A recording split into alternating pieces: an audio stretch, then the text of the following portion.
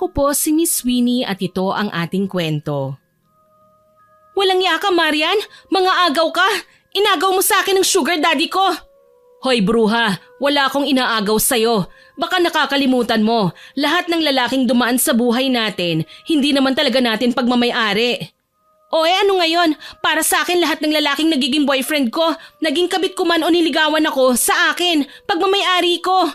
Sinusubukan mo talaga ako, haliparot ka? Iniinsulto mo ko ah. Titigil ba kayo o hindi? Ang ingay nyo na.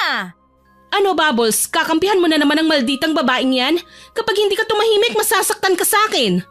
Mga gaga, sinasaway ko lang kayo, tapos ako pang masama.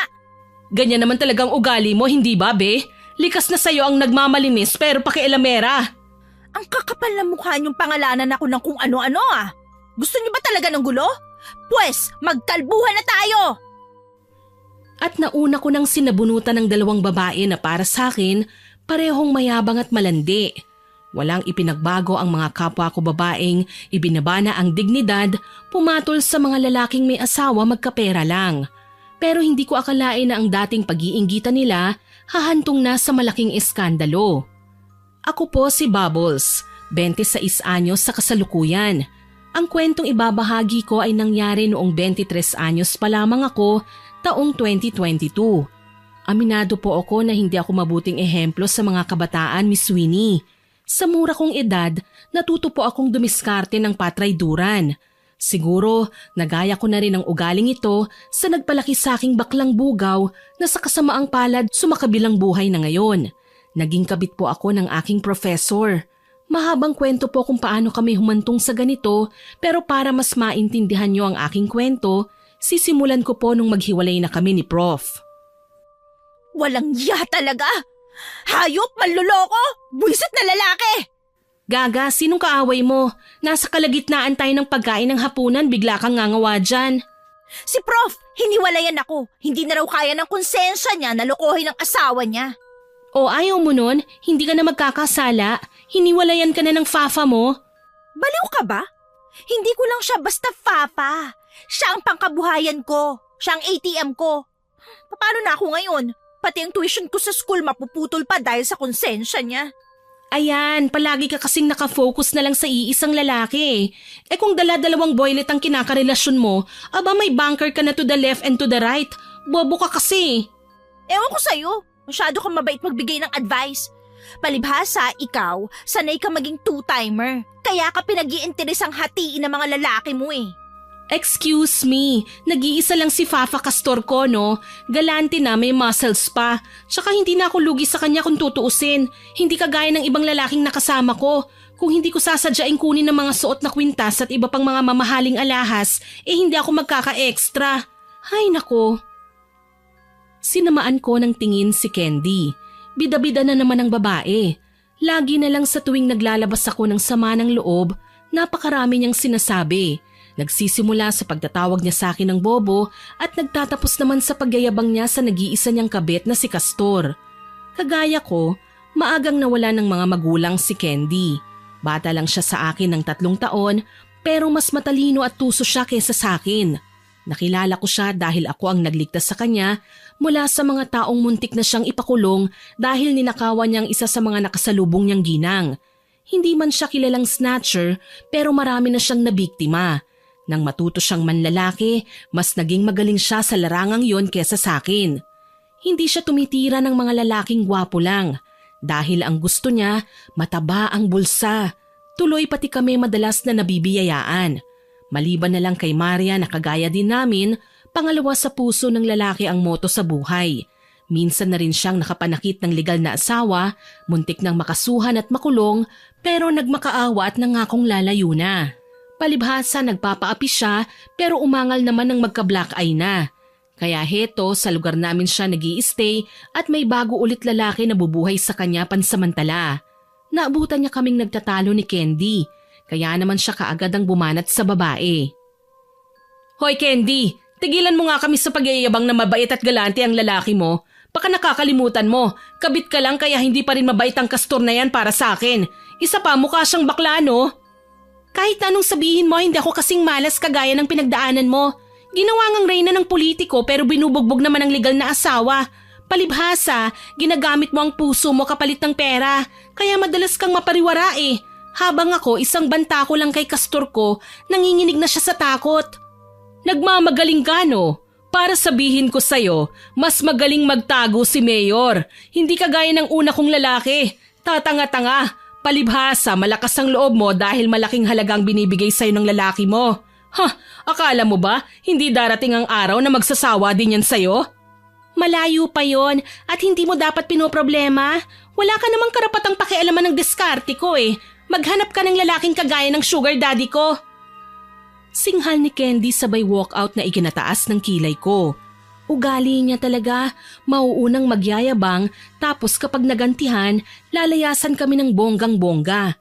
Iiling-iling na tumayo na lang ako at dinala ang plato ko sa lababo. Kahit mga pakawala kaming mga babae, marunong naman kami sa gawaing bahay. Kanya-kanyang toka rin kami sa paglilinis ng tahanan naming naipundar mula sa perang iniaabot sa amin ng sari-sariling lalaking dumaraan sa buhay namin. Okay ka lang, be? Namamaga ang mga mata mo ah. Huwag mo na nga itanong ang obvious. Kita mo na nga hiniwalayan ako, hindi ba? Saan ta ako kukuha ng pantuition ko ngayon? Hindi naman ako kagaya nyo na pinaglalaruan lang ang mga lalaki. Para sa akin, sagrado ang mga DOM. Sila ang nag-aabot sa akin ng pera para makapagtapos ako sa pag-aaral at maging isang legit na nurse balang araw. Ang dami mong kaartehan? Problema ba yun? E di maghanap ka na lang ng ibang lalaki. Pero kung ako sa'yo, si Baste na lang sanang sinagot mo. Complete package na. Gwapo, mayaman, bata pa. Hindi naglalayo ang edad niyong dalawa. Tigilan mo na ako bago pa ako maasar sa'yo ah. O bakit? Fafabol naman si Baste ah. Baduy nga lang pumorma. Ang hilig sa vintage eh. Mapanglait na wika ni Marian sabay halakhak. Mas lalong uminit ang ulo ko sa kanyang sinabi. Hindi ko pwedeng jowain ang best friend ko. Gwapo man si Baste at mayaman, hindi ko siya gugustuhin na makatuluyan. Lingid sa kanilang kaalaman, may kakayahan na mangulam si Baste. Ayon sa lalaki, namana niya ang kakaibang kakayahan mula sa nanay niyang lehitimong mangkukulam. Inis na binalingan ko na lang ng tingin si Marian. Bruha talaga ang babae, kahit kailan hindi siya uubra sa akin. Kung nagkataong ako ang mangkukulam, malamang bumulagta na si Marian sa sahig sa isang tingin ko lang. Sana tubuan ka ng bigote. Gigil kong wika sabay alis sa kusina. Naririnig ko pa ang pangiinis ng tawa ng babae hanggang sa tuluyan na nga akong makapasok sa kwarto. Kahit kailan, nakakaimbyar na talaga si Marian. Walang pinagkaiba kay Candy ang pananalita. Pasmado ang bibig, kung meron nga lang bang description na ganun eh. Nahiga na lang ako sa kama at nag-isip. Hindi ako pwedeng huminto sa pag-aaral, Miss Winnie. Para sa akin din naman ito eh. Wala akong balak na magpakalunod sa kasalanan kaya nagsusumikap ako. Hanggang sa maisipan kong makiusap na lang muna kay Baste. Mangutang ng pera. Pansamantala lang naman eh, habang hindi pa ako nakakahanap ng bagong prospect na jojowain. Siyempre, ganda at lambing ang puhunan ko para kumagat sa palay ang manok. Kinaumagahan, maaga akong bumangon at nagbihis. Pumunta ako sa bahay ng kaibigan kong si Baste, ilang bloke lang ang layo ng tahanan mula sa tinutuluyan namin. Nagmamadali akong nilapitan ng kulay cream na gate, sabay pindot sa doorbell. Si Baste kagad ang bumungad pagkabukas ng tarangkahan. May kaputian, matangkad at kulot ang buhok ni Baste. May malalalim na dimples sa magkabilang pisngi. Nakangisi ang lalaki nang makita ko. Hi Bubbles!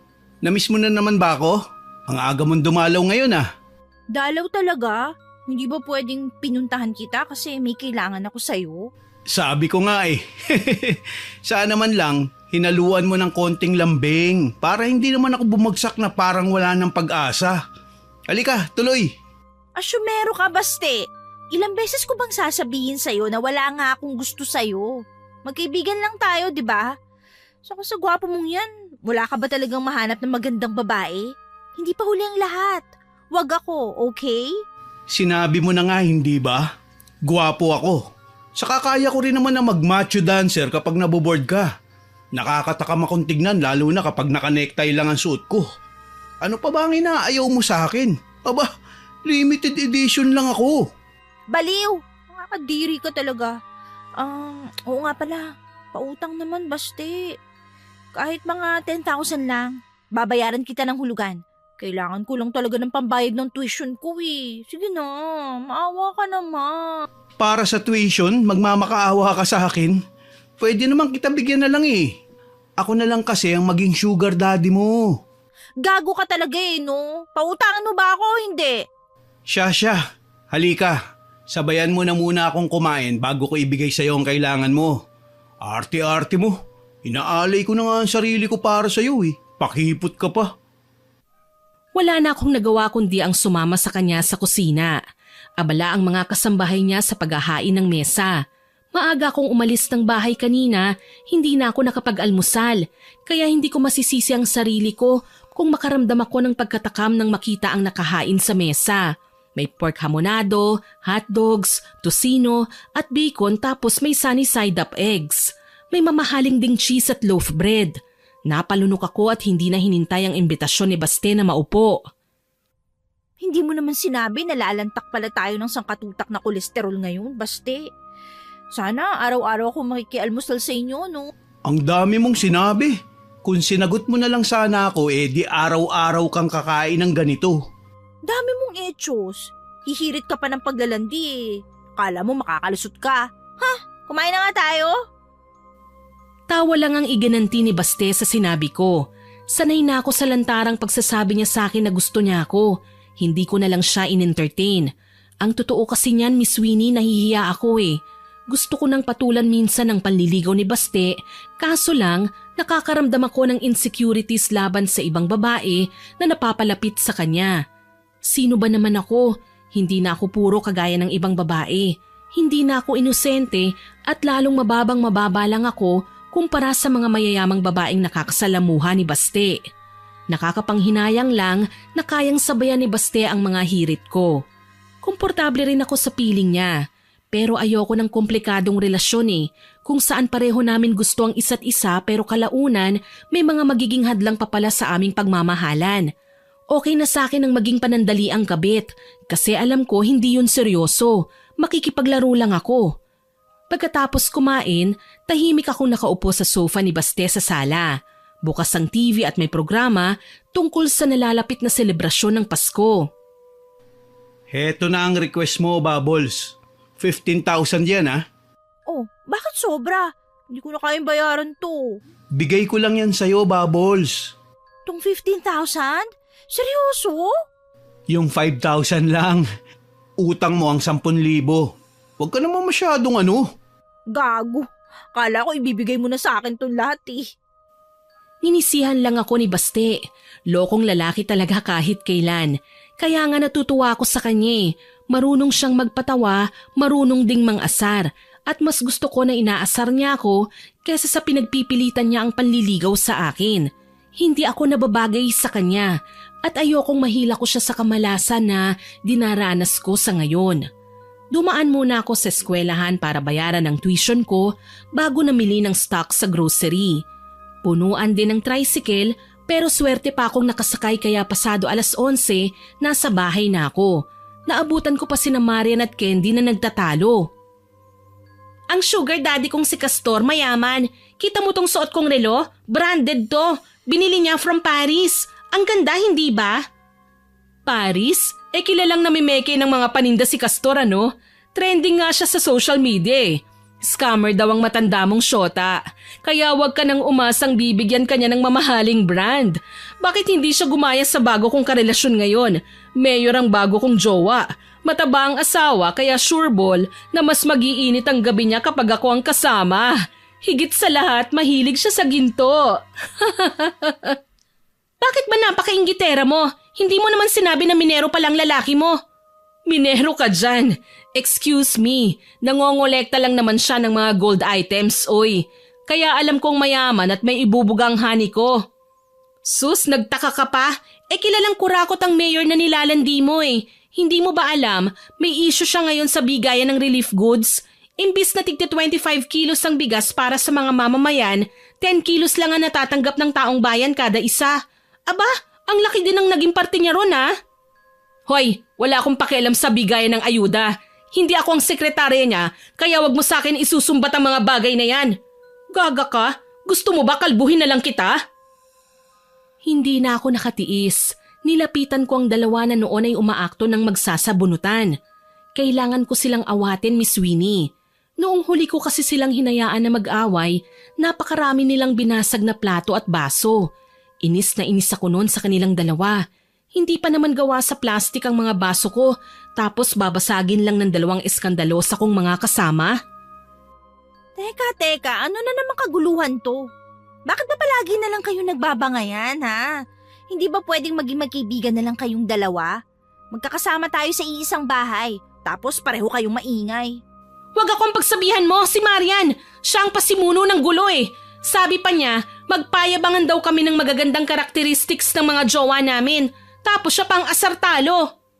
Huwag nga akong sisihin mo. Ikaw naman ang naunang suminghal sa ating dalawa eh. Nagalit ka nang malaman mong mayor ang bago kong boylet. Para yan lang, magsasabunutan na kayo. Ay, tigil-tigilan niyo ako sa mga kalokohan niyo, ha? Naku, wag nga kayong umastang mga mababait. Pareho lang naman kayong kabit eh. Bakit ikaw, hindi ba? Hiniwalayan na ako ng gagong profesor, kaya single ako at hindi kabit. Uy, nagmamalaki. Naman, kaya tigilan niyo na ang pagbabangayan at ililibre ko kayo ng lunch. Nagkadatong ako ngayon dahil kay Baste, kaya ako na munang bahala sa pagkain natin. Pero ngayong araw lang to, ha? Bukas, kanya-kanya na tayo. Jowain mo na lang kasi si Baste para naman may steady ka ng financier. Palagi ka na lang namomroblema sa tuition mo eh. Yoko nga, di ko siya gusto, okay? Natigil lang ang pagdedebate naming tatlo nang makarinig ng maingay na pagtawag sa labas ng bahay. Base sa tono ng boses nito, kilala ko na kung sino ang buwisita namin. Si Castor. Candy, may sugar, may sweet. Nandito na naman ang daddy. Hayan, dumating ng isa pang syunga. Hoy Marian, hindi porket mas matanda ka sa akin, may karapatan ka ng laitin ng jowa ko ha? Tumahimik ka.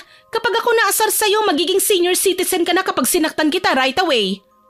OA mo ha, che? Mabagsik na sambit ni Candy tsaka gigil na inayos ang sarili. Sinadya pang ipitin ang kanyang boobs para kunwari, may cleavage kahit napatag naman talaga ang dibdib. Si Marian naman, sinipat na ang kuko sabay hinila ako paakyat ng kwarto. Dali-dali pa niyang sinara ang pinto at dumungaw sa bintana. Uy be, ako na lang ilibre mo. Galante naman ang sugar daddy ni Candy, hindi ba? So malamang mabubusog ngayon ng bruhang babae. Nakikita ko mula rito sa bintana, maraming binababa ng mga kahon ng driver ng scammer na negosyante. So, inamin mo din na galante nga si Castor. Ay naku, alam mo, may iba akong plano. Nagbago na din ang isip ko na ilibre ka eh. Ang mabuti pa, puntahan na lang natin silang dalawa at tayo na maghakot ng mga regalo ni Castor dito sa kwarto. Ano? Ginawa mo pa akong utusan? Ayoko nga. Ang bobo mo talaga kahit kailan. Iaakyat natin dito ang mga pagkain dahil tayo ang sisintensya, hindi sila. Magiging busy sila mamaya kaya malamang hindi na sila makakakain. Ang galing mo, be. Hindi ko naisip yun ah. O ano, go na ba? Tara, let's! At pinagkaabalahan nga naming pinakailaman ang pagkaing dala ni Castor. May box na ang laman ay donuts, chocolates at isang malaking plastic na may tatak ng sikat pero mamahaling restaurant. Nagtatawanan pa kami nang itakbo namin ang pagkain sa loob ng kwarto. Nakita kasi namin si Candy na halos lumuwa ang mga mata sa panlilisik para lang balaan kami na huwag kakainin ng mga pagkain para naman talaga sa kanya. Sana lang ganun kasimple ang buhay. Sa mga taong kagaya namin na kahit maituturing na hindi patas lumaban, kaligayahan na namin ang makakain ng 3 beses sa isang araw. Maging masaya sa simpleng bagay at gumising na may lakas ng loob para lumaban. Hindi ko naman akalain na may mangyayaring eksena sa buhay namin na sisira sa paniniwala ng isa't isa at magiging dahilan para magkawatak-watak ang pagkakaibigan naming 3. Naisip ko ng magbagong buhay nang maabutan ko si Marian sa sala isang tanghali. Naghahanda ako noon para pumasok sa eskwela nang maulinigan ko siyang may kausap na lalaki.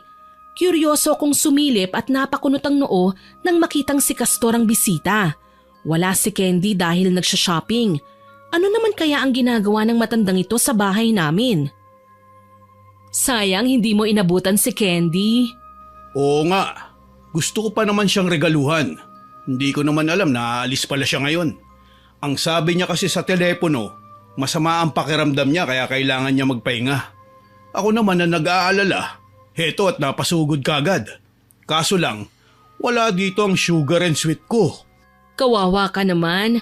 Matagal na ba niyang ginagawa sa ang bagay na ito? Oo, sa tingin ko, pang-5 beses na. Bilang na bilang ko mga pagsisinungaling sa akin ng sugar ko. Pero okay lang. Buti hindi mo siya iniiwan ano? Kung ako ang lalaki at ginaganyan ako, malamang hiniwalayan ko na siya. Sus, napakaraming babae sa mundo, hindi lang siya ang kakaiba. Ano ang ibig mong sabihin? Napataas ang kilay ko nang tumayo si Marian at sumayaw-sayaw sa harapan ni Castor kahit walang music.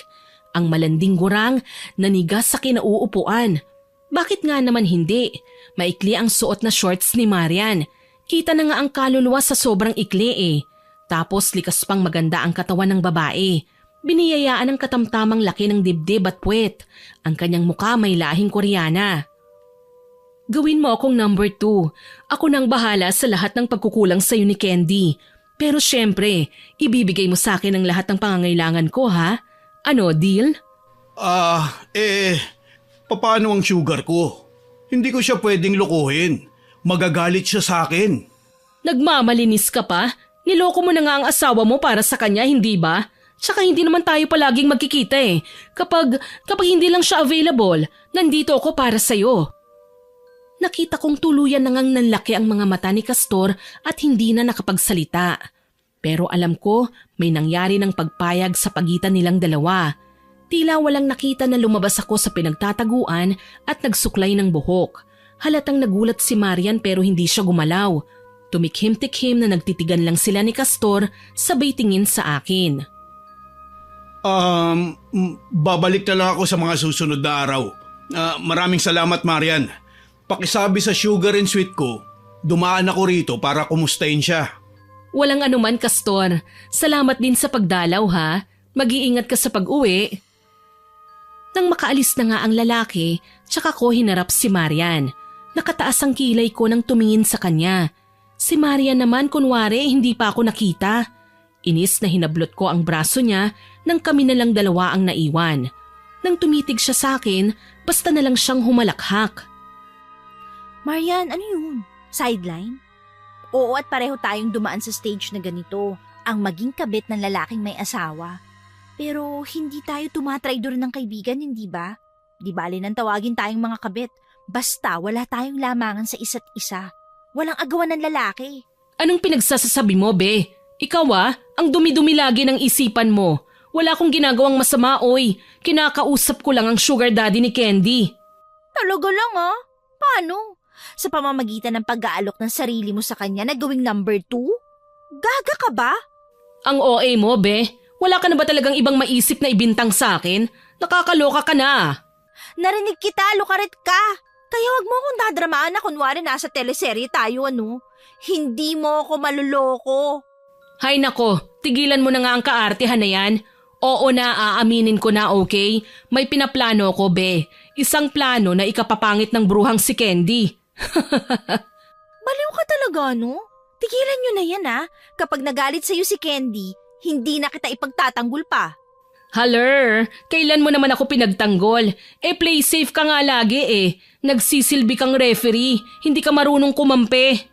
Kung ako sa'yo, Marian, pigilan mo ng binabalak mo. Ayoko magkagulo tayo. Ayoko magkaroon pa kayo ni Candy ng hindi pagkakaintindihan. Ako ang hindi mo naiintindihan, be. Naiirita na ako sa kayabangan ni Candy Matagal na. Ang OA pa niya may gulay. Pati ba naman brands ng mga alahas, alam niya? Yung pagkababae nga niya, hindi maipagmalaki ang brand Kabit din lang naman siya. Kahit kailan maldita ka talaga. Ano ba kasi yung pinaplano mo? Balak kong tanggalan ng pangkabuhayan si Candy. Lalandiin ko ang mukhang bakla niyang sugar daddy na nagtatago lang sa kunwaring malalaking muscles niya para iwan na niya ng tuluyan si Candy. Pag-aawayin ko silang dalawa. Ay, Diyos ko naman. Napakagaga mo, Marian. Halatang bored ka sa buhay, Alam nyo, mas maganda kung magtrabaho na lang tayo ng marangal. Baguhin na natin ang mindset natin. Nakakasawa din palang manlamang ng kapwa. Tingnan mo ko, Wala na akong nilalamang ang asawa ngayon. Happy ang life. Peaceful pa. Ayoko na ding maging kabit, no? Hindi niyo ba alam? Pinagchichismisan tayo ng mga kapitbahay. Wala akong pakialam sa mga marites na yan. Ang importante sa akin, mas makalamang ako kay Candy. Kapag iniwan na siya ni Castor, mamumulubi na siya. At ako naman ang sisikat dahil may mayor pa ako. Ang babaw mo, Marian. Basta, kung may binabala ka masama, huwag mo nang ituloy. Sambit ko at tinalikuran na siya. Siguro naman tatandaan ni Marian ang mga sinabi ko sa kanya. Lumipas ang mga araw na wala akong napapansing kakaiba sa aking mga kasama. Gayunpaman, imbierna pa rin ako sa pangungulit sa akin ni Baste. Sa katunayan, nag-aabang ako ng masasakyang jeep noon pa uwi nang huminto sa harapan ko ang isang pulang kotse. Kilala ko ang nasabing sasakyan, kay Baste. Hey girlfriend, halika na. Iahatid na kita. Baste, ano ginagawa mo dito? Sinusundo ka. Ano pa nga ba? Halika na. Lilibre kita ng dinner. Anong meron? Mukha kang bagong kasal ah. Huwag mo na lang kasing pansinin ang outfit ko. Hindi ka ba masaya para dito? Nagpagwapo ako ngayon para sa'yo. Napangisi ako at iiling-iling na sumakay ng kotse. Nagmaneho naman kagad si Baste kaya ilang sandali pa binabagtas na namin ang kahabaan ng highway. San ba tayo pupunta, Baste? Kawa, napaghahalataan ka na talagang patay na patay sa akin.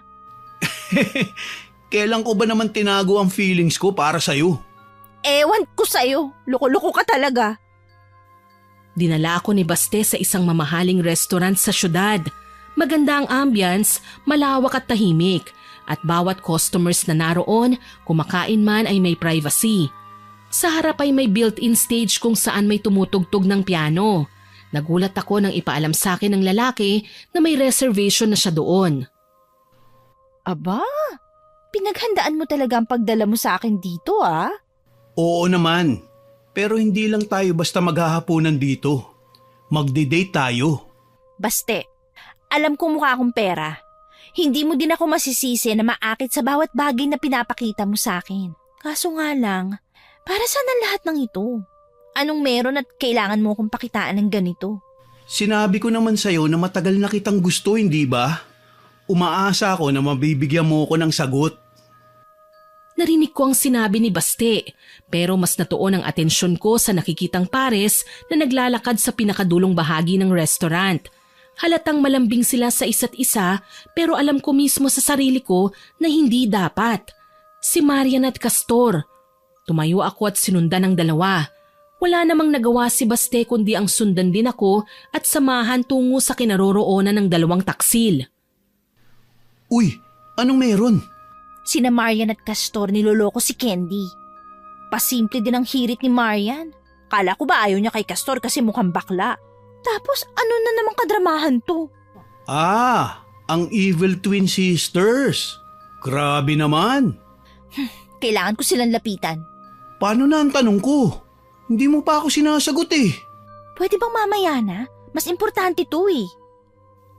Gigil akong nagmarcha palapit sa dalawa. Naabutan ko pa silang nagtatawanan na animo silang dalawa lang ang tao sa lugar na yun. Lumapit ako para agawin ang atensyon nila. Nanlaki ang mga mata ni Marian nang makita niya akong nakatayo sa likuran ni Castor. Be, anong ginagawa mo rito? Malamang ko kumprontahin kayo. Ano ba ginagawa mo dito? Bakit kasama mo si Castor? Iha, hayaan mo ako magpaliwanag. Magpapaliwanag ka pa sa lagay na yan? Binalaan na kita, Marian. Ano na naman ang gagawin mo? At ikaw, Castor, kinulang na nga sa panghilod yung mukha mo, kumekerengkeng ka pa rin. Malapit ka na nga mag-senior citizen. Mahiya ka naman sa mga anak mo. At bago si Marian, may unang babae ka pang pinaglalaruan.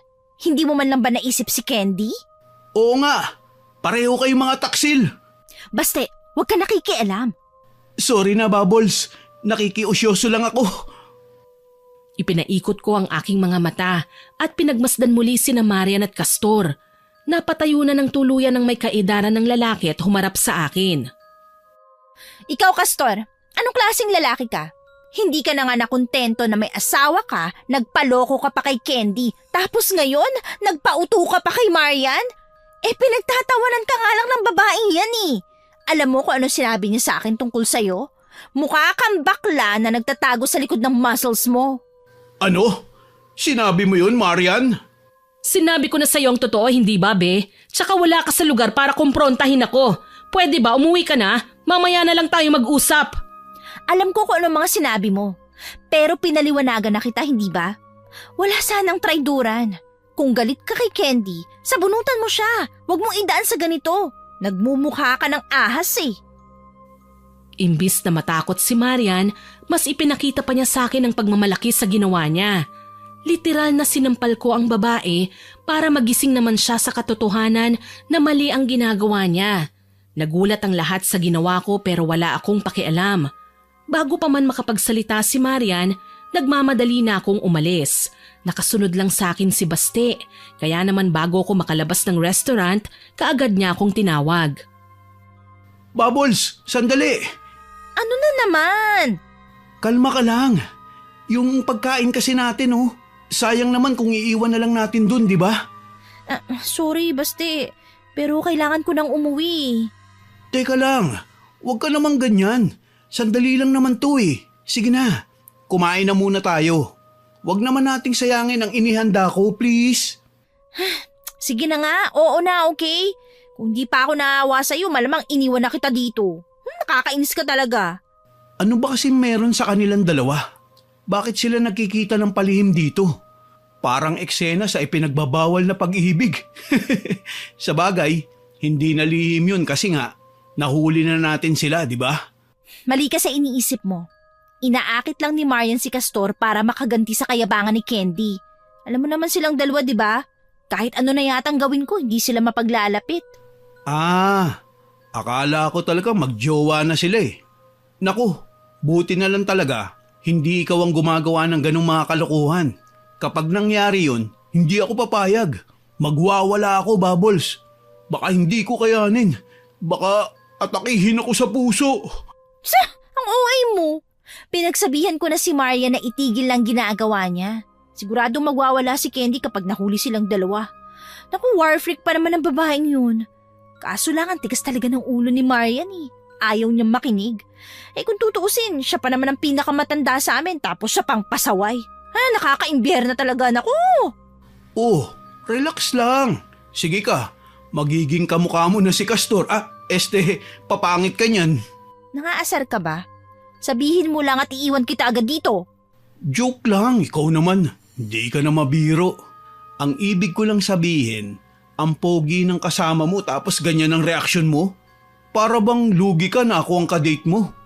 Ganito na lang, kumalma ka, huminga ka ng malalim, mag-focus ka muna sa akin, okay? Tapos, saka mo na lang sila pagalitan kapag nagkita-kita kayo sa bahay nyo. Alam mo, nai-imagine ko ng dalawang babae kapag magpang-abot sa bahay nyo eh. Ano na naman ang naiisip mo? Ha? Malamang, magsasabunutan silang dalawa kapag nalaman ni Candy na tinatalo siya ng kaibigan niyang ahas. Sino kaya sa kanilang dalawa ang unang makakalbo? Hindi ba? Ganyan naman talaga ang mga babae kapag nagagalit. Magsasabunutan ka agad. Aray! Aray! Bakit mo ako sinuntok? Loko-loko ka talaga, no? Gusto mo ba ikaw ang kalbuhin ko? O baka naman, mas bet mo ang suntok? Uy, wag naman. Nagjo-joke nga lang ako eh. Ikaw talaga ang init ng ulo mo. Kaya nga love kita eh. Mayos ka, Baste. Kapag ako naasar sa'yo, malilintikan ka talaga sa akin. Mabuti na lang na nahimik din si Baste. Hindi na niya ako kinulit hanggang sa matapos kaming kumain. Gentleman din pala ang loko eh, kahit pa ulit-ulit ko siyang sinisinghalan. Inihatid na niya ako sa bahay, kaya naman nagpasalamat ako sa kanya. Maraming salamat sa libreng hapunan na, Baste. Bubbles naman. Date natin yun eh. Date. Oh, paano? Aalis na ako ha? Oo nga, inihintay kitang makaalis. Ano pang tinatanga-tanga mo dyan? Paano ang good night kiss ko? Kahit dito lang sa pisngi. Gusto mo sipain kita? Ikaw talaga, di ka na mabiro. Palagi na lang mainit ang ulo mo. Daig mo pa ang Amazon eh. Ganito ka ba talaga magpakita ng pagmamahal sa akin? May pagkabrutal? Uwi ka na at may asikasuhin pa ako.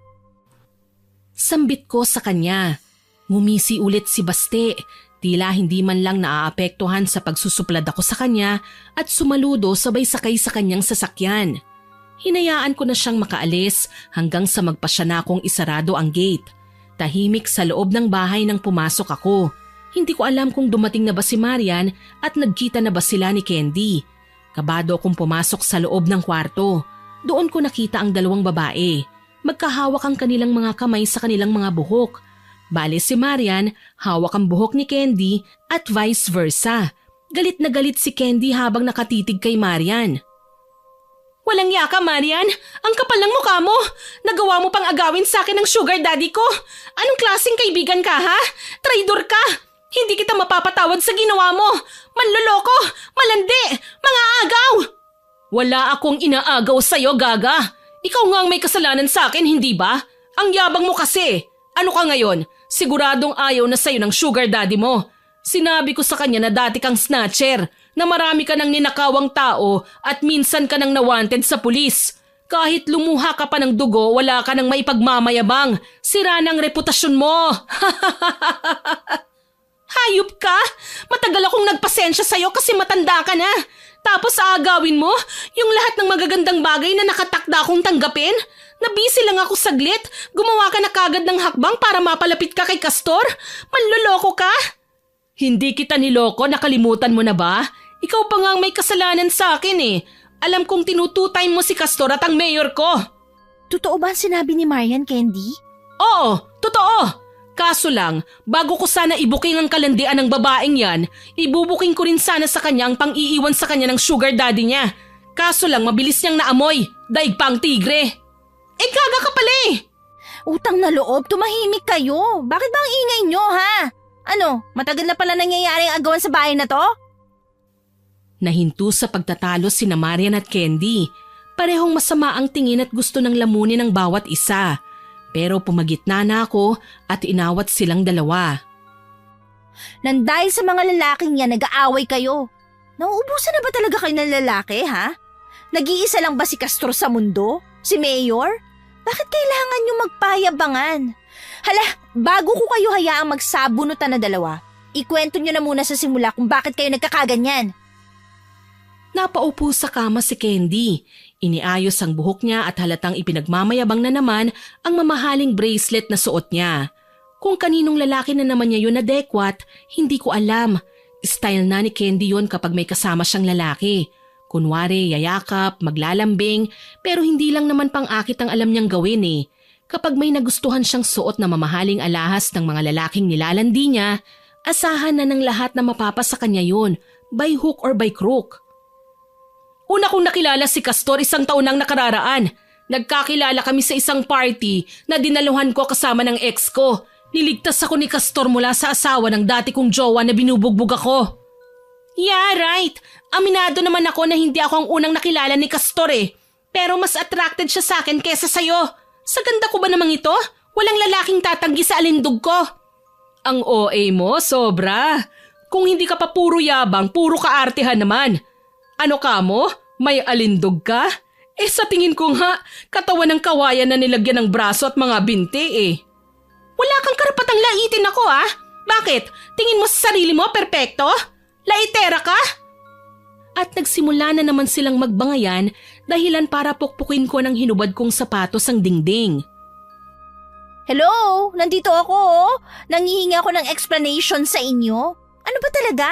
Ikukwento nyo ba sa akin ang backstory nyo o hindi?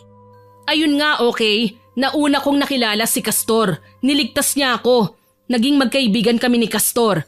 Tapos nang ihatid niya ako sa bahay, nakita niya si Candy. Naglalasing no ng bruhang babaeng yan dahil sa ninakawan niyang binata. Isinooli niyang pitaka kasi pogi, pero nalaman niya na pulis pala. Kaso dumating ang mga pulis at dinala siya sa presinto. Wala ka nun sa bahay be. Abala ka sa professor mo. Natatandaan niyo ba nung madetain sa presinto si Candy? Kung hindi pa siya halos maglupasay na magmakaawa sa amin na piyansahan siya, malamang hindi pa siya makakalabas ng kulungan. Umastang damsel in distress ang babaeng yan. Si Castor naman na masyadong maawain sa babae, binayaran ng mga dapat bayaran. At dahil atribida si Marian, nakipagpustahan siya sa akin dahil pareho naming pinlano na pagkaperahan si Castor sa kahit na anong paraan. Ang kaso lang, natalo siya sa pustahan, kaya bumagsak siya ngayon kay Mayor. Ay, may nakakatawa ha? Kung sungal-ngalin ko kaya yung bibig mo. Aba, wag mo akong hinahamon, Marian ha? Hindi ka na nahiya? Dahil sa kakatihan mo, pati ba naman napagsawaan ko na inaagaw mo pa? May nalalaman ka pang bakla si Castor, chu-chu-chu-chu, tapos ikaw rin palang mga ahas? Gaga, wala akong balak na landiin ang matanda mong jowa, kahit itanong mo pa sa kanya. Tinakpan ko na lang ang aking tenga sa labis na inis. Nang mga sandaling yun, gusto kong hawakan ang mga ulo nila at pag-uumpugin, Miss Winnie. Parehong magaling mga tuwiran ang dalawang babae. Ayaw magpalamang sa bawat isa at doon ako naiinis.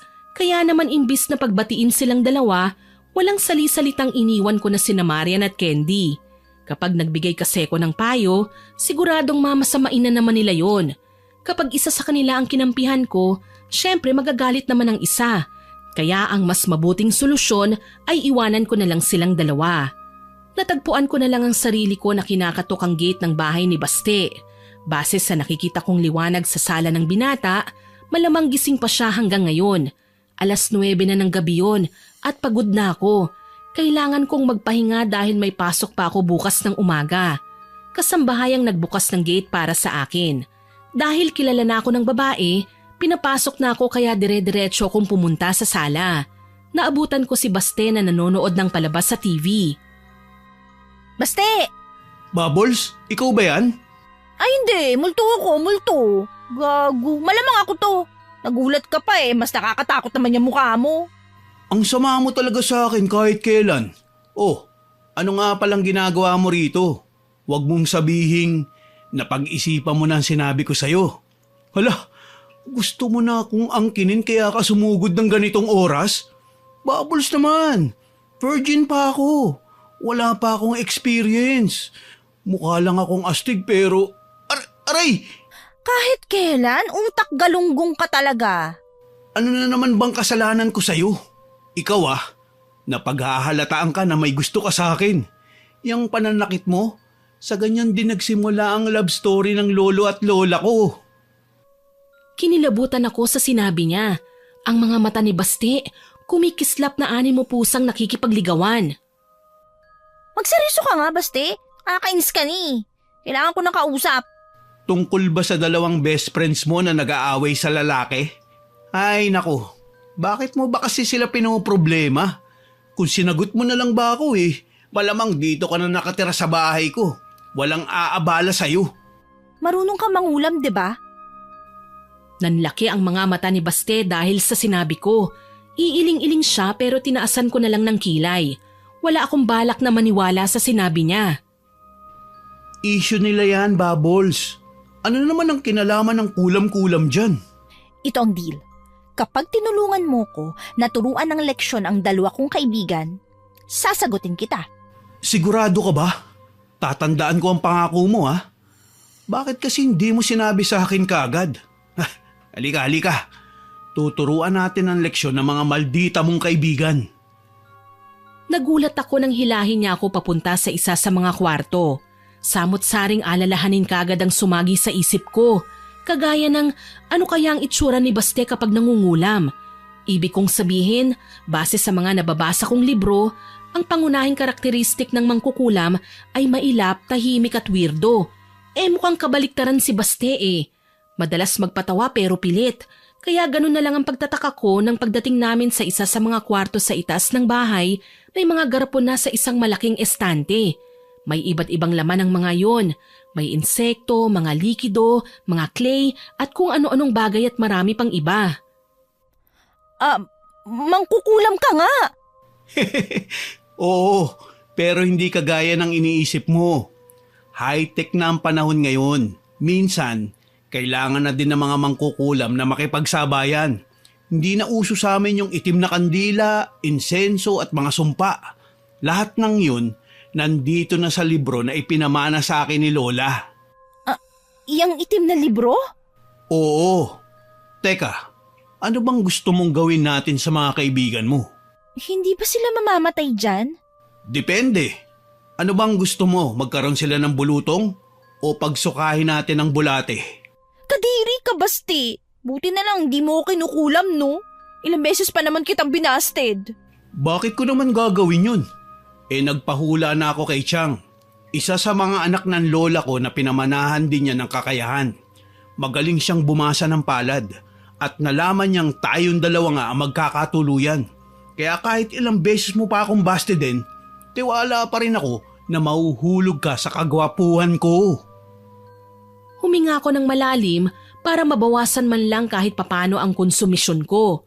Umalis nga ako ng bahay para makalayo sa mga maingay kong kaibigan. Tapos pati ba naman dito, mabibingi ako sa kahanginan ni Baste. Sabihin mo na kasi sa akin, ano ba talaga? Ikaw nga ang pipili, hindi ba? Gusto ko sana natubuan sila ng mga buhok. Kahit saang parte ng katawan, basta yung magkakagulo silang dalawa hanggang sa magpasya silang iwan na si Castor at kalimutan. Para na din magtulungan silang dalawa at hindi na mag-away. Teka, alam ko ang sumpang yan. Hahanapin ko muna rito sa libro. Binuklat-buklat niya ang itim na libro at binasa ang mga nilalaman nun. Napataas ang kilay ko nang inilabas niya ang isang maliit na kawa at tansong sandok. Maya-maya pa, nagsisimula na siyang maghalo ng kung ano-ano sa kawali. Heto, sigurado ko nagagana ang sumpang ito para sa kanilang dalawa. 3 hibla ng buhok ng tikbalang, kuko ng aswang, dila ng palaka, laway ng sigbin, ugat ng kugon at iilang bristles ng toothbrush na ginagamit nila. Seryoso ka ba? Yan ang nakasulat dito eh. Kita mo naman oh. Kaso lang, ang maihahalo ko ay itong 5 ingredients maliban sa toothbrush. Kaya mo na sigurong gawin yun. Pero wag mong hahayaan na makita ka nila, okay? Basta, hindi na kamamatay yan Bubbles, hindi ako masamang tao. Kung natuto man ako ng ganitong gawain, dahil sa lola ko. Saka ginagamit namin to for emergency lang. Sinamaan ko pa siya ng tingin kaya kakamot-kamot siya ng ulo nang ngumisi. Ilang sandali pa, nagpasya na siyang paghalu-haluin ng mga sangkap at tinunaw sa kawali. Nagulat ako dahil maski ang buhok ng tikbalang sinasabi niya, natunaw. Huwag ka na magtaka. Kakaiba talaga ang kawali na to. Kaya lahat ng bagay na nagsisilbing sangkap na nasa libro, natutunaw talaga. Okay. Ano na susunod na gagawin ko? Kailangan mong ihalo ang bristles ng toothbrush nila sa likidong to, okay? Matutunaw din ang mga yun kaya hindi nila mapapansin. Tapos, anong susunod? Ihalo mo ang likido sa inumin nila. Tatandaan mo, walang gamutan ang potion na to. Hindi sila gagaling sa kahit na anong doktor o albularyo. Pero kusa lang nagagaling ang dalawa kapag magkakaayos na sila. Mahirap yan. Pero sa tingin mo, magbabati nga kaya sila? Walang imposible kung magtitiwala ka lang. Napatango ako at nagpasalamat kay Baste. Niligpit niya ang mga gamit pagkatapos niyang linisin. Magkasabay pa kaming bumaba sa sala at pinakain ulit ako ng binata. Hindi na rin ako tumanggi dahil kabado ko sa hawak kong likido eh. Martes o Biyernes ko lang daw ipapainom ang potion para mas mabilis na umepekto. Umuwi ako ng gabing yon na inabala ulit si Baste para ihatid ako sa bahay.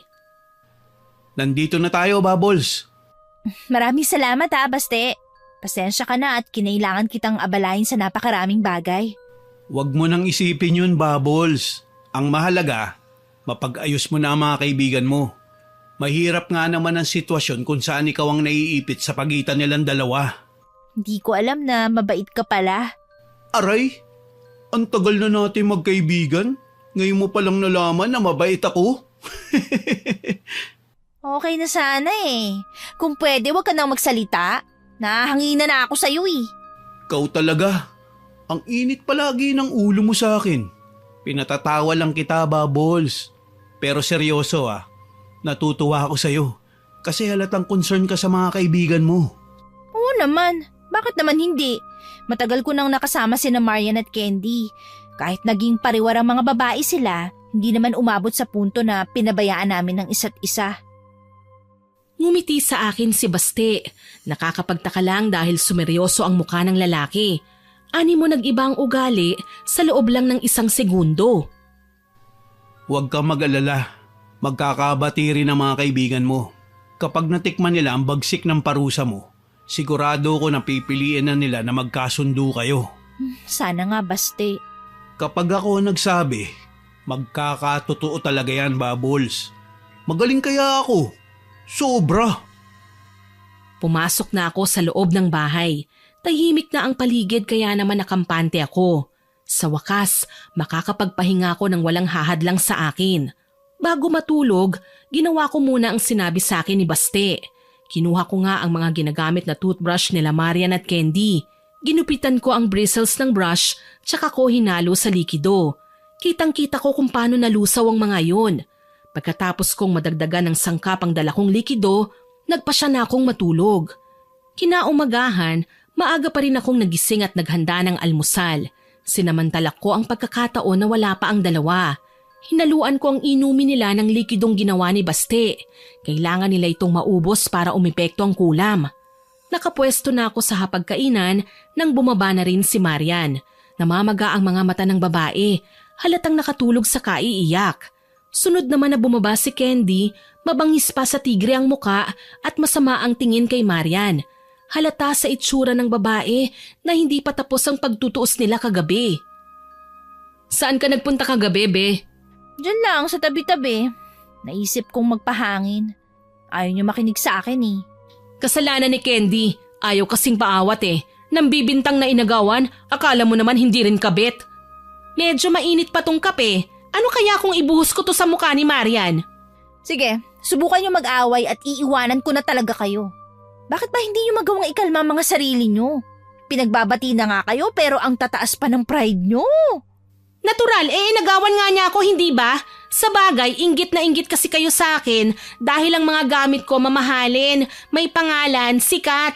Hindi kagaya nyo, pareho kayong sanay sa ukay kaya mukha kayong dugyot. Asus, makapagsalita ka parang hindi ko nilabhan ang panty mo na pakalat-kalat sa banyo. Mahiya ka naman, uy! Marian, tama na. Nawalan na ako ng gana. Eto na lang kape ang iinumin ko. Mamaya na ako kakain kapag umalis ng alipores ni Satanas dito. Sambit ni Candy, sabay kuha ng kape na tinimpla ko at umalis. Malamang sa terrace tumambay si Candy. Ganun ang gusto niya yung palagi siyang nakikita ng mga tao. Palaging pinupuri, palaging binabati. Si Maria naman ang hinarap ko nang maiwan kaming dalawa sa kusina. Ikaw, wag mo sabihin na mag-walk out ka din. Mukha ba akong walkout queen? Dito lang ako, no? Tsaka mukhang masarap tong niluto mo eh. Pancakes, pang mayaman. Huwag mong sabihin sa akin na binigyan ka na naman ni Baste ng pera. Aba, nakakapagduda na kayong dalawa. At bakit niya naman gagawin yon? Hello? Magbabagong buhay na ako. Naghahanap na ako ng matinong trabaho. Pero sa ngayon, pa-sideline lang muna ako. Kaya huwag ka na magtaka kung may pera ako, no? Siya, huwag ka na nga maraming tanong. Malamig na ang kape mo, inumin mo na yan. Salamat ha, ang bait mo ngayon. Ngumiti lang ako kay Marian bilang ganti, pero binabantayan ko ang kape niya. Napapangiti ako ng lihim na makita kong ininom niya ang laman ng tasa. Si Candy naman ganun din. Ubus na ang laman ng tasa niya nang bumalik. Sigurado ako ngayon, nasa loob na ng katawan nila ang likidong ginawa ni Baste. Ilang oras lang ang hihintayin ko, epekto na ang potion na pinainom ko sa kanila. Para hindi ako mahalata, naligo ako at nagbihis. Totoong may klase ko ngayon pero half day lang. May balak akong dumiretso kina Baste mamaya pagkatapos ng klase. Obe, aalis ka? Oo, may pasok ako, hindi ba? Ikaw, wala ka bang lakad? Teka, bakit parang namumutla ka? Hindi ko nga alam eh. Masama lang talaga ang pakiramdam ko. Para akong lalagnatin. Uminom ka na ba ng gamot? May paracetamol sa medicine cabinet. Sige mamaya, iche-check ko. Nasa na nga pala si Candy? Hayun, nagkulong sa kwarto. Nag-e-emote pa rin hanggang ngayon. Paano naman si Castor? Anong plano mo? Ipagpapatuloy mo pa ba ang binabalak mo? Hindi pa kami nakapag-usap. Hindi ko alam. Sa itsura ni Candy mukhang wala siyang balak na pakawalan si Castor. Ang problema lang, siniraan ko na siya ng todo kay Castor eh. Wala na siyang dignidad sa lalaki niya.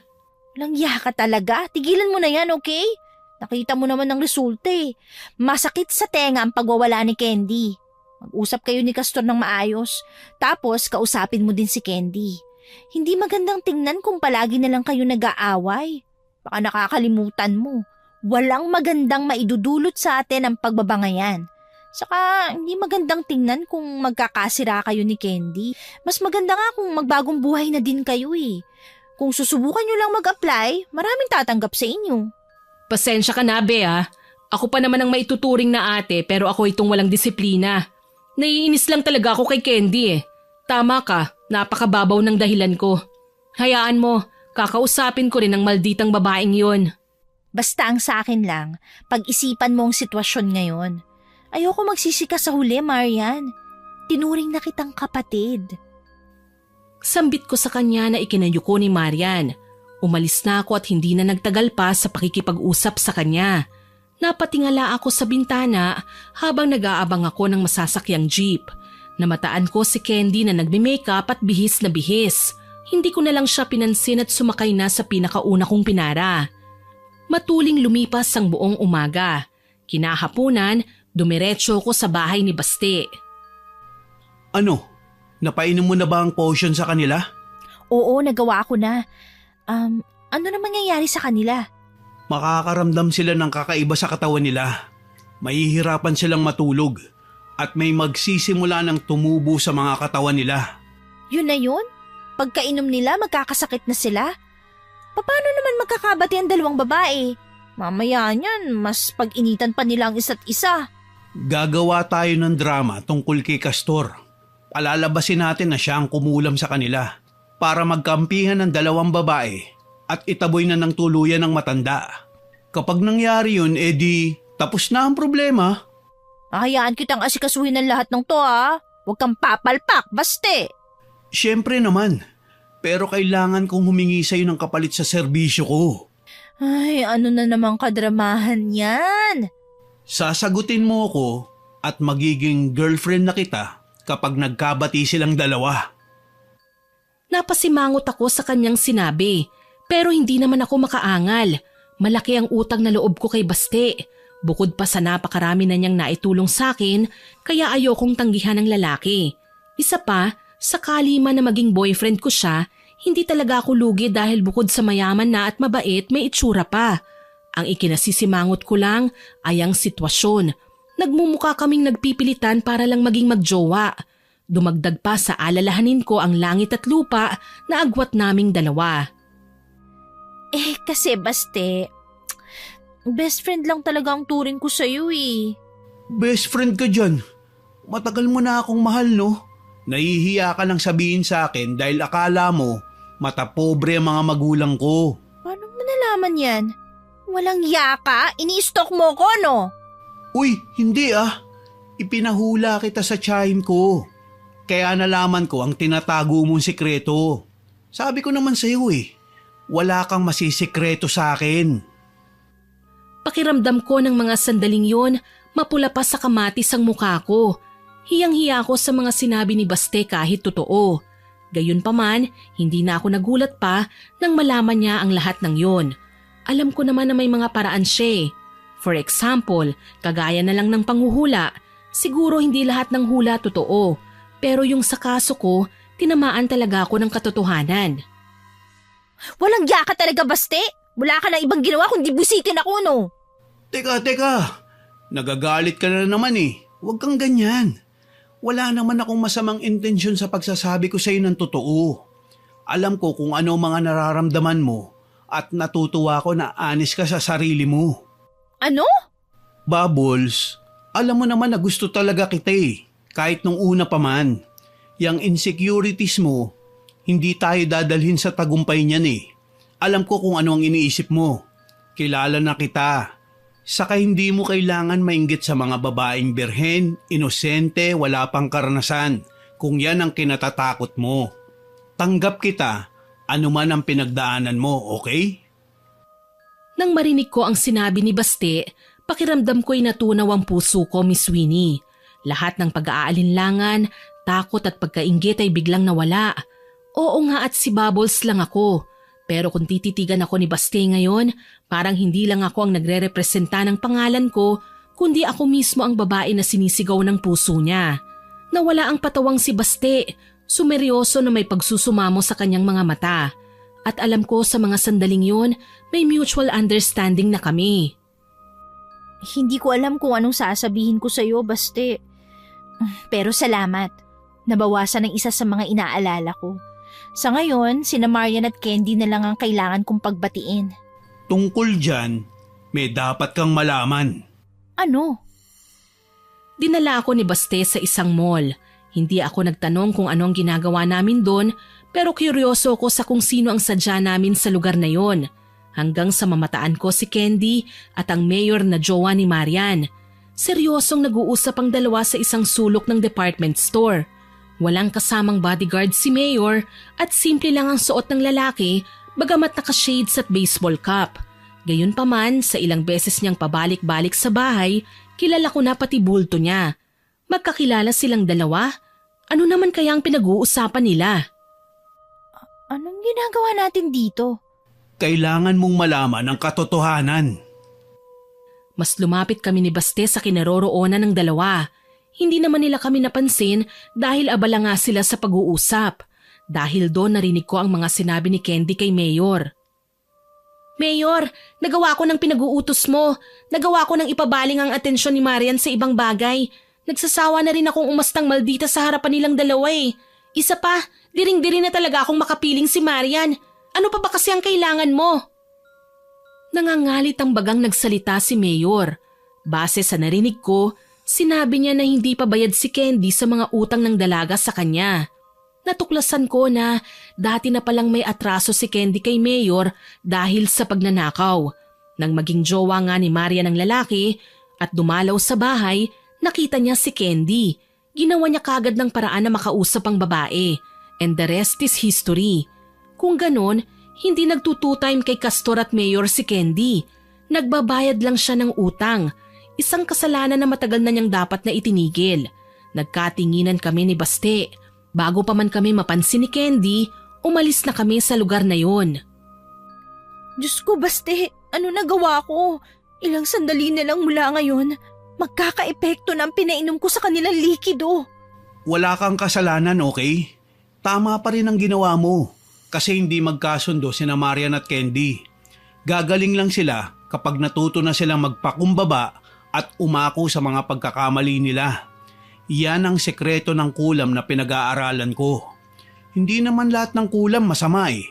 Minsan, kailangan lang gawin para matuto ng leksyon ng isang tao. Salamat sa pagpapaintindi, Baste. Hindi ko alam kung anong gagawin ko kung wala ka.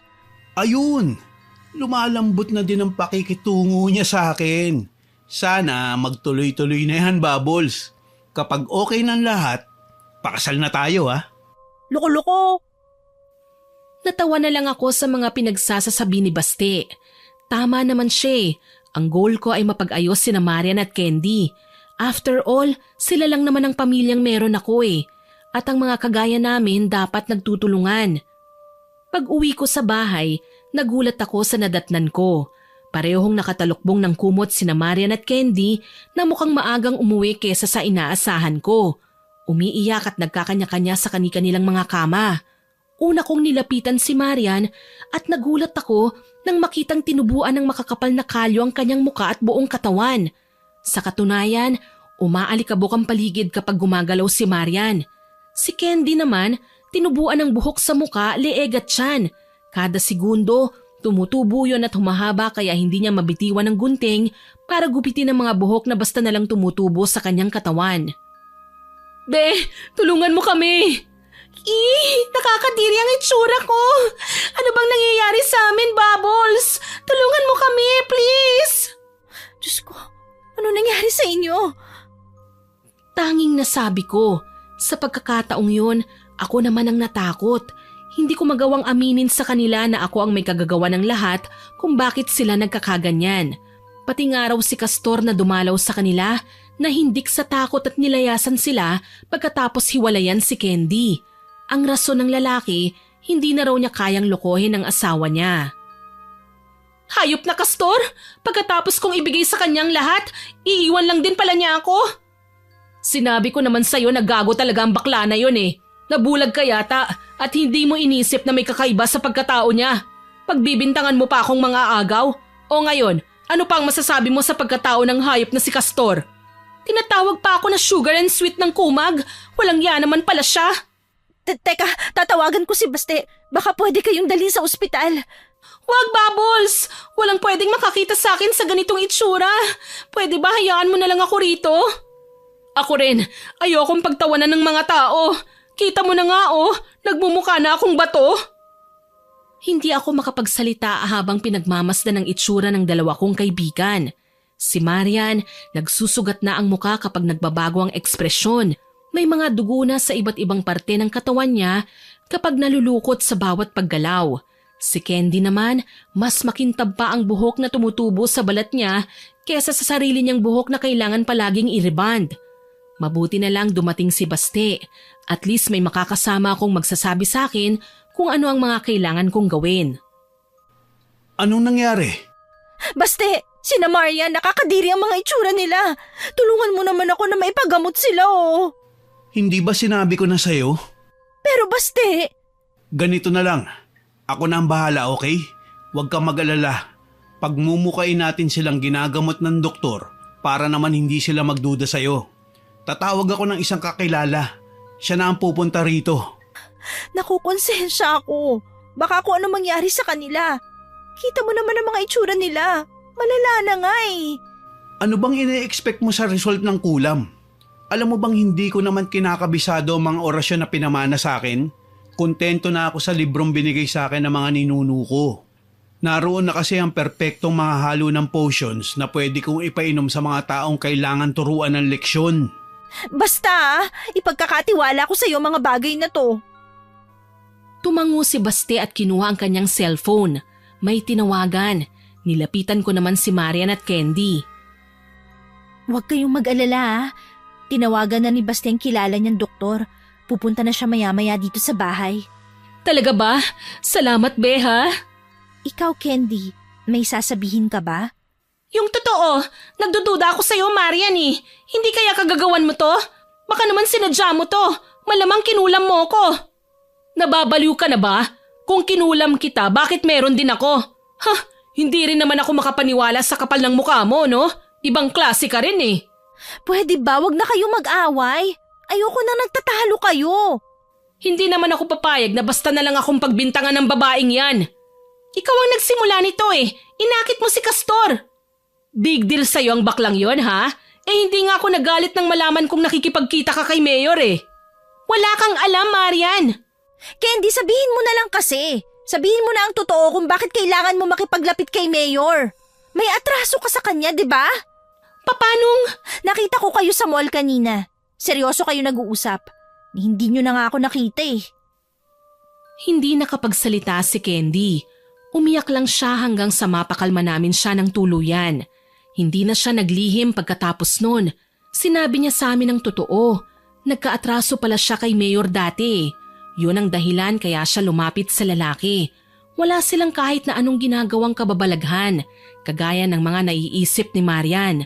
Namamagana ang mga mata ni Candy pero naiintindihan namin siya. Si Marian naman ang nagsalita pagkatapos. Inamin niya na nagawa niya ang mga bagay na yon laban kay Candy dahil sa pagiging mayabang ng babae, na ayaw niya ng pinagmamalakihan siya. Kahit papano, gumaan ang pakiramdam nila Marian at Candy. Nagkakaintindihan na sila.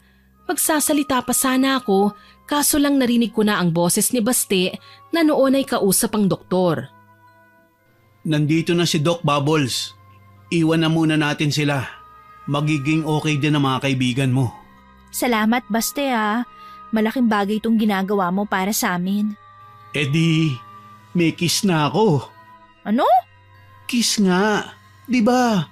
Girlfriend na kita? Baliw ka ba? Hindi pa gumagaling ang mga kaibigan ko. Doon na rin papunta yun. Tinaasan ko ng kilay si Baste pero hindi ko siya hinalikan. Aba, kahit may kasunduan kami ng lalaki, hindi pa gumagaling ang mga kaibigan ko, kaya wala pa siyang makukuhang kahit na ano mula sa akin. Lumipas ang mga araw at halos wala pang pinagbabago ang itsura nila Marian at Candy. Tila naging dahilan yon para magbago ang ugali ng dalawang babae. Nabawasan ang pagiging maingay. Gayunpaman, mas naging malapit sina Marian at Candy sa isa't isa. Minsan nga nakita ko na silang nagtutulungan.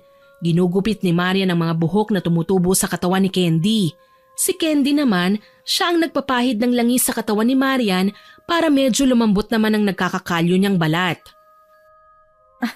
Ang sweet niyong tingnan. May choice ba kami? Hindi na namin maabot ang mga likod namin eh. Tsaka tama ka, be. Walang sino man ang pwedeng magtulungan kundi tayong tatlo lang. Nagkausap na kami ni Marian, Bubbles. Bali may mga naipon na kasi kong pera eh. Balak naming magtinda dito sa bahay. Magpagawa tayo ng sari-sari store. Mukhang maganda ang plano niyong yan. Pwede kaya ako makisali? Bakit hindi? Negosyo natin ang bubuuin natin eh. Normal lang naman siguro na pagplanuhan natin tong tatlo, hindi ba? Napangiti ako, Miss Winnie. Hindi naratay sa kama sina Marian at Candy. Hindi sila nanghina o dumating sa punto na kailangan nilang maghingalo dahil sa nangyari sa kanila. Medyo ilang lang silang lumabas ng bahay dahil sa kanilang pisikal na anyo. Pero habang tumatagal, nakakasanayan na nilang makita ang malaking pagbabago sa mga itsura nila. Isang araw, abala kami sa pag-aasikaso ng tindahan nang dumating si Castor. May hawak siyang bulaklak para kina Marian at Candy. Ibang-iba na ang itsura ng lalaki. May suot pang scarf at mukhang naglagay na rin ng eyeliner sa muka. Castor? Ikaw ba yan? Oo dear, ako nga. Malaki ang nagawa ni Candy para tuluyan na akong hiwalayan ng asawa ko. Anong ibig sabihin nito? Alam ko ng bakla si Castor noon pa man. Ako nga lang ang nakakaalam ng sikreto niya, kaya ako siya binlockmail eh. Ano? Bakla ka, Castor? Oo mga dear. Pinilit lang ako ng mga magulang ko na ipakasal sa asawa ko kasi nga mga negosyante kami. Hindi pwedeng wala kaming lahi. Habang tumatagal, hindi ko na talaga kayang pakisamahan ng asawa ko. Kaya kinuha ko si Candy bilang babae. Nung gabing makilala ko si Marian, siya dapat ang kukontratahin ko. Kaso lang, mukhang palaban at hindi marunong umarte, kaya umatras ako. Hanggang sa makilala ko ang kaibigan niyang si Candy. Siya na lang ang kinasabwat ko kasi mas mahilig sa branded ang babae at nakakalimutan ang gawin sa akin ang kadalasang ginagawa nila ng mga nauna niyang kabit. Hindi ko alam na ganito pala ang setup niyo. Nilandi ko talaga si Castor nung una. Kaso lang nabuking ko siya nang malaman kong nagsusuot siya ng lace underwear. Sugar and sweet, wag mo na kasing mabanggit pa yan. Nakakahiya eh. Che, ngayon ka pa talaga nahiya, alam na nga nila. Tsaka hiniwalayan ka na ng asawa mo. Akala nga niya, ipinagpalit mo ko sa kanya eh. Kaso lang lalaki talaga ang gusto ni Castor. Saka wag mo nang problemahin ang atraso mo kay Mayor. Nagawan ko na ng paraan. Binayaran ko siya ng halaga na hindi niya matatanggihan. Nakakatouch ka naman, sugar daddy ko. Kaya mahal kita kahit bading ka eh.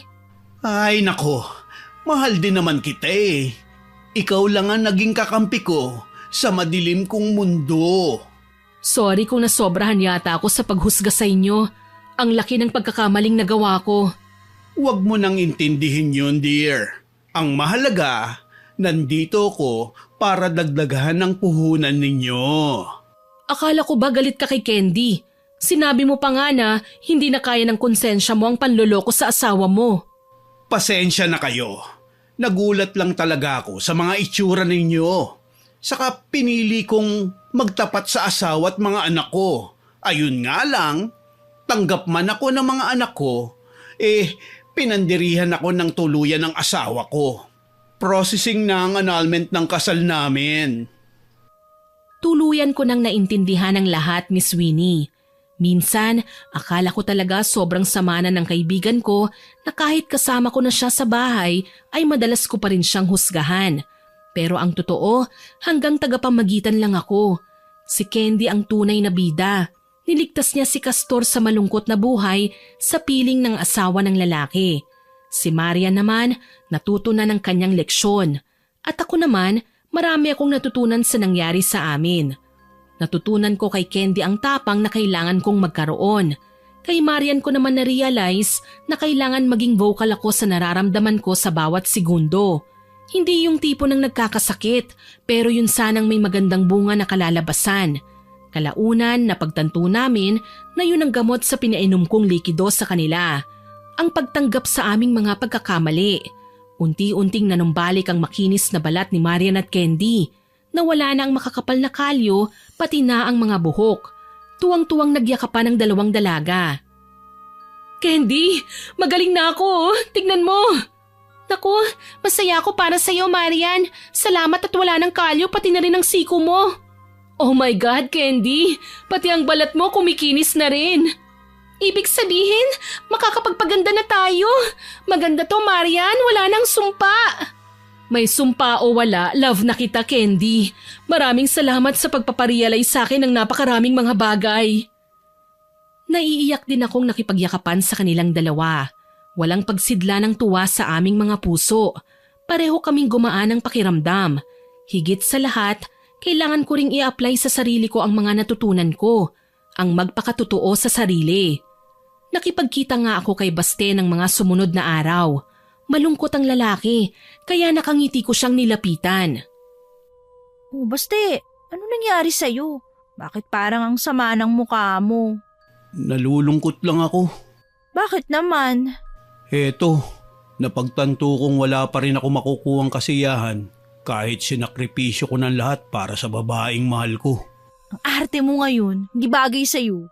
Sigurado ko, babaste din mo na ako. At bakit ko naman gagawin yon? Sorry kung natagalan na, pero ngayon ko lang sasabihin sa'yo to. Mahal din naman kita eh. Tama ka na umatras ako kasi ang dami kong insecurities. Pero naisip ko, bakit ko ba kailangan maramdaman yun? Mahal kita, mahal mo din naman ako. Ang kailangan lang, kung bubuo tayo ng relasyon, kailangan natin na maging honest sa isa't isa, hindi ba?